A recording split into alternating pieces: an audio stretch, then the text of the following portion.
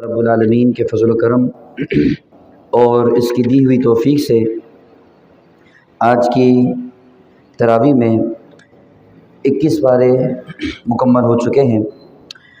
19ویں پارے میں اللہ رب العالمین نے ایک صورت نازل فرمائی، سورہ نمل، اور نمل کا مطلب ہوتا ہے چیونٹی۔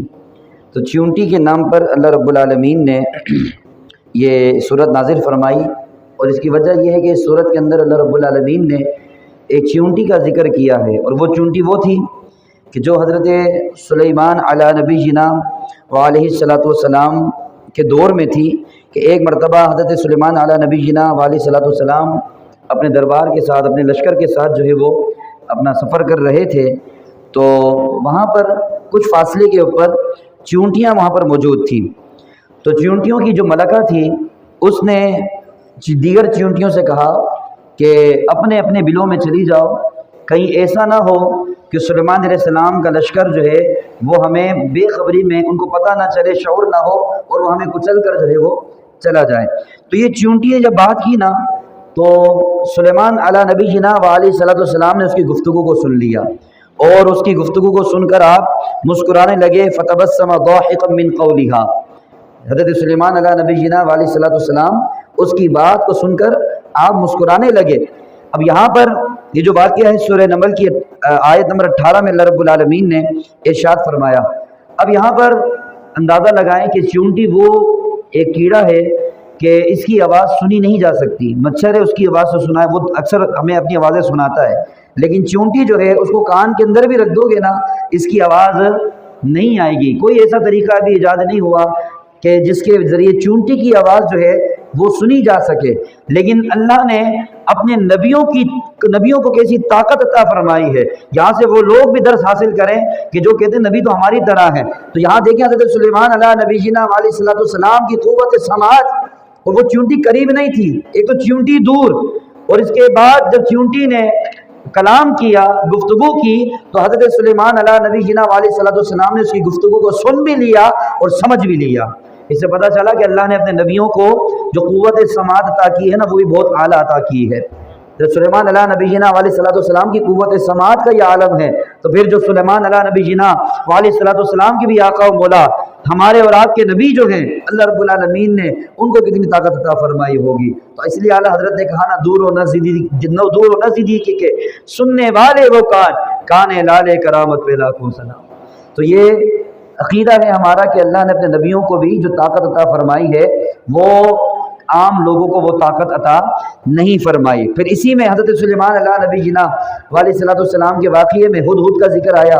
چند دنوں پہلے میں نے ہدہد کا ذکر بھی کیا تھا کہ وہ ہدہد پرندہ، یہ پرندوں میں حضرت سلیمان علیہ نبی جنا علیہ الصلوۃ والسلام کا وزیر تھا، کیونکہ اللہ رب العالمین نے حضرت سلیمان علیہ نبی جنا علیہ الصلوۃ والسلام کو ایسی حکومت عطا فرمائی کہ ایسی حکومت کسی کو بھی نہیں ملی۔ آپ نے پوری دنیا پر حکومت کی، انسانوں پر بھی آپ کی حکومت، جنات پر بھی آپ کی حکومت، جانوروں پر بھی آپ کی حکومت، پرندوں پر بھی آپ کی حکومت، ہواؤں پر بھی آپ کی حکومت تھی۔ اللہ نے ایسی حکومت، ایسی طاقت حضرت سلیمان علیہ نبی جنا علیہ الصلوۃ والسلام کو عطا فرمائی۔ تو آپ کا دربار لگا ہوا تھا، وہ دربار کے اندر ہدہد پرندہ غائب تھا۔ ہدہد جو ہے وہ وزیر تھا۔ یہ وزیر کیسے بنا، یہ میں چند دنوں پہلے بیان کر چکا ہوں کہ کس طرح، کس وجہ سے اس کو یہ سعادت ملی کہ ہدہد پرندے کو جو ہے وہ وزیر بنا دیا گیا۔ تو ہدہد پرندے نے، وہ غائب تھا، جب دربار لگا تو سلیمان علیہ السلام نے کہا کہ میں کیا دیکھ، وَتَفَقَّدَ الطَّيْرَ فَقَالَ مَا لِيَ لَا أَرَى الْهُدْهُدَ، کہ دیکھیے کیا معاملہ ہے کہ میں ہدہد کو نہیں دیکھ رہا، کہاں چلا گیا۔ تھوڑی دیر گزری، ہدہد پرندہ آیا، اور اس نے آ کر واقعہ بیان کیا کہ اے اللہ کے نبی، میں اڑتے اڑتے ایک ایسے ملک پر گیا جس کا نام تھا سبا۔ ملک سبا میں گیا تو وہاں میں نے دیکھا کہ وہاں پر ایک عورت حکومت کر رہی ہے، لیکن وہاں کے لوگوں کی خرابی یہ ہے کہ وہ اللہ کی عبادت نہیں کرتے، وہ سورج کی عبادت کرتے ہیں، سورج کو پوجتے ہیں۔ تو یہ میں نے وہاں پر منظر دیکھا۔ اور ایک اور خاص بات بتائی کہ وہاں پر جو ملکہ ہے نا، اس ملکہ بلقیس اس کا نام ہے، اس کا بہت بڑا تخت بھی ہے، وَلَهَا عَرْشٌ عَظِيمٌ، بہت بڑا تخت بھی ہے اس کا۔ تو حضرت سلیمان علیہ نبی علیہ الصلوۃ والسلام نے کہا چلو ٹھیک ہے، ایک خط لکھا، اور خط لکھنے کے بعد اس ہدہد پرندے کو دے دیا کہ جاؤ اور جا کر اس ملکہ بلقیس کو یہ خط اس کے اوپر ڈال دو، اور پھر دیکھو کہ وہ کیا جواب دیتی ہے۔ چنانچہ وہ خط جو ہے جب ملکہ بلقیس کو ملا، کیونکہ ہدہد پرندے نے آ کر اس کے اوپر سے اس کے اوپر ڈال دیا، تو اس نے جب خط پڑھا تو وہ خط میں لکھا ہوا تھا کہ یہ سلیمان علیہ السلام کی طرف سے ہے، اور میں اللہ کا نبی ہوں، تو میں یہ حکم دیتا ہوں کہ تم فرما برداری کرتے ہوئے میرے پاس آ جاؤ۔ تو ملکہ بلقیس نے اپنے لوگوں سے مشورہ کیا، بہرحال طے یہ ہو گیا کہ وہاں پر جانا ہے، سلیمان علیہ نبینا علیہ الصلوۃ والسلام کے پاس اب جانا ہے۔ اب وہ اپنے ملک سبا سے اپنے لشکر کے ساتھ وہاں سے نکل پڑی، اور یہاں حضرت سلیمان علیہ نبینا علیہ الصلوۃ والسلام بیت المقدس میں، یہ جو مسجد اقصی آج جہاں پر موجود ہے نا، یہ کئی انبیاء کرام کا مرکز رہی ہے، اور حضرت سلیمان علیہ نبینا علیہ الصلوۃ والسلام کا جو دربار تھا وہ بھی یہیں لگتا تھا۔ لیکن افسوس کے ساتھ آج جو وہاں کے حالات ہیں، اور بالخصوص یہ یہودی دہشت گرد، یہ ہر رمضان کے اندر مسجد اقصی کے اندر مسلمانوں پر ظلم و ستم کرتے ہیں، وہاں پر آ کر گولیاں چلاتے ہیں، مسلمانوں کو شہید کرتے ہیں۔ ابھی بھی وہاں پر مسجد اقصی کے اندر رمضان کے اندر کئی مسلمانوں کو وہاں شہید کیا گیا، کئی مسلمانوں کو وہاں پر گرفتار کر لیا گیا۔ یہ سب یہودی دہشت گرد وہاں پر یہ سارے معاملات کر رہے ہیں۔ تو بہرحال بیت المقدس میں آپ کا دربار لگا ہوا تھا، آپ کو پتہ چل گیا کہ وہ ملکہ بلقیس اپنی جگہ سے، اپنے ملک سے میرے پاس آنے کے لیے نکل پڑی ہے۔ آپ کا دربار لگا ہوا تھا، آپ نے اپنے درباریوں سے کہا، ایکم یأتینی بعرشہا قبل ان یأتونی مسلمین، کہ تم میں سے کون ہے جو اس کا وہ تخت اس کے یہاں پہنچنے سے پہلے لے کر آ جائے۔ اب اندازہ لگائیں مطالبہ کیا ہو رہا ہے، وہ تخت ہے کتنا بڑا، تفسیر میں آیا کہ 40 گز چوڑا اور 80 گز لمبا، اور اتنا بڑا تخت، اور کئی محلات کے اندر اس کو محفوظ کر کے رکھا ہوا ہے۔ سلیمان علیہ السلام کہنے کون ہے جو اس کے یہاں پہنچنے سے پہلے اس کا تخت لے کر آ جائے۔ اور ایک مسافت کتنی تھی، ایک تفسیر میں کے اندر آیا 1 مہینے کی مسافت، کہ اس وقت جو سواریاں تھیں اس وقت وہاں سے چلیں تو ملکہ بلقیس وہاں سے چلی ہے تو 1 مہینے کے بعد پہنچے گی۔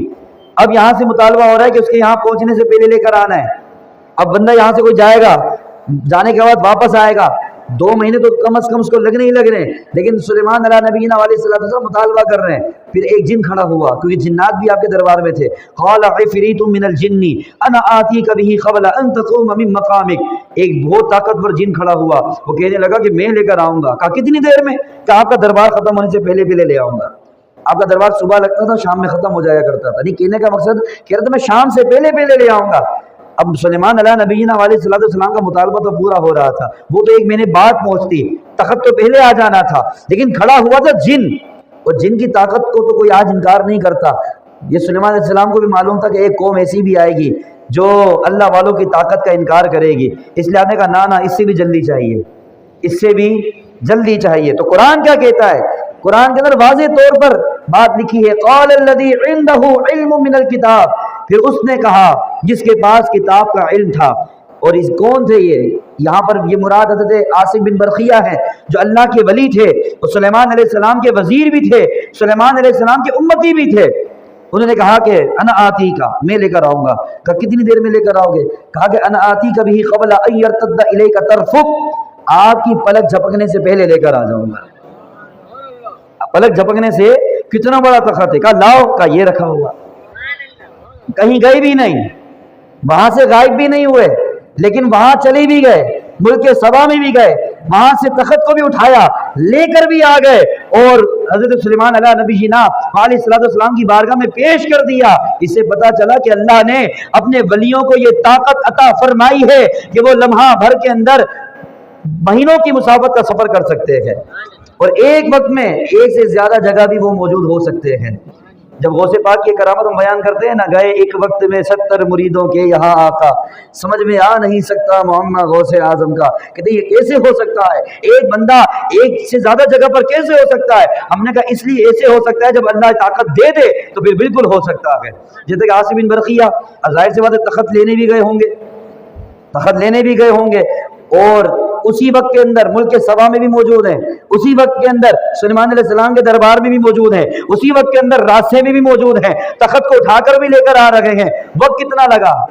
پلک جھپکنے سے پہلے لے کر آ گئے۔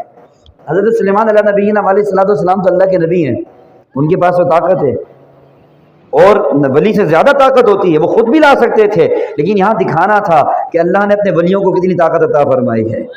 اس سے پتہ چلتا ہے کہ اللہ نے اپنے ولیوں کو کرامتیں عطا فرمائی ہیں۔ یہ کرامت کہلاتی ہے، ولی سے ایسا کام ظہور ہو، ایسا کام ظاہر ہو کہ جو عقل میں نہ آئے، اس کو کرامت کہتے ہیں۔ وہ کرامت کا جو مطلقاً انکار کرے گا وہ دائرہ اسلام سے خارج ہو جائے گا۔ ظاہر سی بات ہے، قرآن پاک میں واضح طور پر یہ کرامت کا ذکر اللہ رب العالمین نے کیا ہے، واضح طور پر یہ کرامت کا ذکر ہے۔ تو اس سے پتہ چلا کہ ہمارا جو عقیدہ ہے نا اللہ کے ولیوں کے بارے میں، کوئی بولتے ہیں غوث پاک تو بغداد میں ہے، یہاں کیسے آ سکتے ہیں؟ ہم نے کہا جب عاصم بن مرخیہ جا سکتے ہیں تو غوث پاک کیوں نہیں جا سکتے؟ وہ تو سلیمان علیہ نبینا علیہ السلام کے امت کے ولی، جب قرآن سے ثابت ہوگا یہ چیز کہ اللہ نے اپنے ولیوں کو یہ طاقت دی ہے، اب وہ شرک کبھی بھی ہو سکتی نہیں ہے۔ تو ہمارا بھی عقیدہ ہے کہ جس کے پاس جو بھی طاقت ہے وہ کس نے دی ہے؟ اللہ نے دی ہے۔ پھر حدیث قدسی بھی ہے نا، نبی پاک علیہ السلام نے فرمایا کہ اللہ فرماتا ہے کہ جب مفہوم یہ ہے کہ جب میں کسی کو اپنا ولی بنا لیتا ہوں نا تو بھی میں اس کی آنکھیں بن جاتا ہوں جس سے وہ دیکھتا ہے، میں زبان اس کی بن جاتا ہوں جس سے وہ بولتا ہے، میں کان بن جاتا ہوں جس سے وہ سنتا ہے، میں ہاتھ اس کے بن جاتا ہوں جس سے وہ پکڑتا ہے، میں پاؤں بن جاتا ہوں جس سے وہ چلتا ہے۔ اس کی شرح میں علماء نے لکھا، اس کا مطلب معاذ اللہ یہ نہیں ہے کہ اللہ اس کی آنکھ جو اللہ ہو گئی، معاذ اللہ ایسا نہیں، بلکہ اس کا مراد، اس کا مطلب کیا ہے؟ اس کا مطلب یہ ہے کہ آنکھ تو پھر ولی کی ہوتی ہے، طاقت اللہ کی ہوتی ہے، کان ولی کے ہوتے ہیں، طاقت اللہ کی ہوتی ہے، زبان ولی کی ہوتی ہے، طاقت اللہ کی ہوتی ہے، ہاتھ ولی کے ہوتے ہیں، طاقت اللہ کی ہوتی ہے۔ تو یہ عقیدہ ہمیں قرآن سے بھی ملتا ہے اور حدیث پاک سے بھی ملتا ہے کہ اللہ نے اپنے ولیوں کو یہ طاقت عطا فرمائی ہے۔ اللہ رب العالمین کی بارگاہ میں دعا ہے اللہ رب العالمین ہم سب کو قرآن و سنت کو صحیح طریقے سے سمجھنے کی اور اسی کے مطابق عقائد و نظریات کو اپنانے کی توفیق عطا فرمائے، آمین۔ وما علینا الا البلاغ المبین۔